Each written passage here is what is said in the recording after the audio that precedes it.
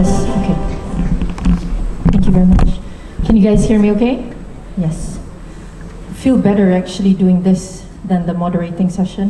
Okay. All right. So, Bismillahirrahmanirrahim. Assalamualaikum warahmatullahi ta'ala wabarakatuh. Thank you very much for increasing the volume.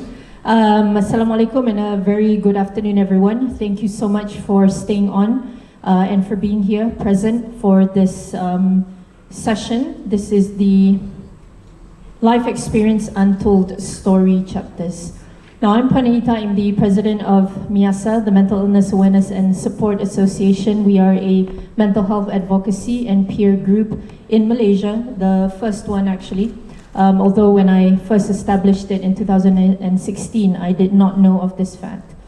Now, this is not an untold story, but rather this is a life experience of a person with a mental health condition, which is me, diagnosed 9 years ago. And a mental health story, I hope, is never a boring one. It holds a lot of challenges in the story, a lot of victories, ups and downs, positives and negatives, but also at the same time, there's a lot of inspiration, hope, and also meaning and purpose, and a lot of lessons that I acquired via my journey struggling with a mental health issue. And I hope that through my sharing, which is always my hope, is to be able to spur actions at all levels and to create hope amidst uncertainties, because obviously when we talk about mental health, there are many of our peers that are struggling, that are in crisis, and although we are in this post-pandemic, truth be told, a lot of them are still finding it difficult to go through their recovery journey. A fairer world is a safer world, and that's a reality. Doing what is right, not what is easy, and telling the truth, which may be uncomfortable to hear, but is necessary for impactful change and growth. And this is my aim for today. Now, mental health isn't merely a healthcare issue, but it is a social justice issue. And until we're able to address this, unfortunately, not everyone's recovery journey is going to be successful. And obviously, it's not success if only some people are allowed to recover and thrive. Everyone deserves that opportunity, like everyone else. And it's interesting, earlier today when we received the question on disabilities, on all the various barriers that people with disabilities face. And there are 7 categories when we talk about mental health, persons with disabilities and mental health being one of it, although it is not highlighted upon enough.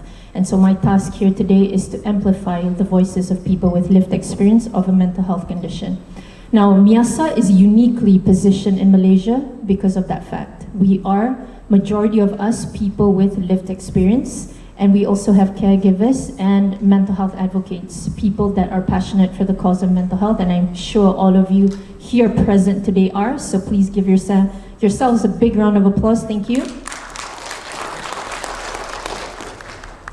Now, being positioned that way in Malaysia, it can be very and extremely painful, but meaningful and rewarding at the same time. And the reason for this is because we witness and we ourselves experience a lot of stigma, discrimination, injustices, human rights abuses, violations, to the debilitating effects of the condition, lack of support, treatment, poor mental health literacy, and all of this really hinders the recovery of a person with mental health challenges.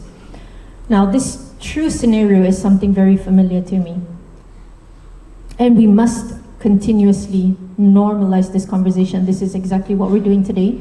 We must end stigma, address discrimination, and promote human rights and protect the dignity of people. And we really want to change the way that we think about help.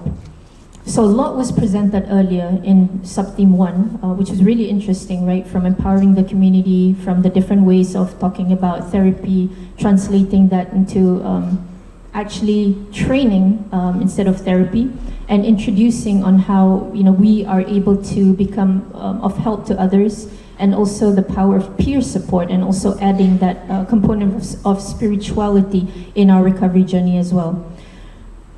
Now, doing this work, let me tell you guys, very often it is really hard and it's heartbreaking when I see the truth of what the struggles and challenges and adversities that people go through in their daily lives on the ground.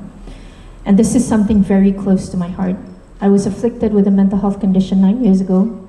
And 9 years ago was a time where there wasn't much awareness at all. You would never imagine or dream of something like today happening ever. And I felt really isolated, lonely, and alone. I didn't know how to overcome the challenges and the symptoms, and I really didn't understand all the difficulties of what I was going through and what a mental health challenge or what mental health challenges were all about. And so it was really easy for me to, during the time, just a month going into the condition, to understand why people end their lives for the sole intention of ending the pain.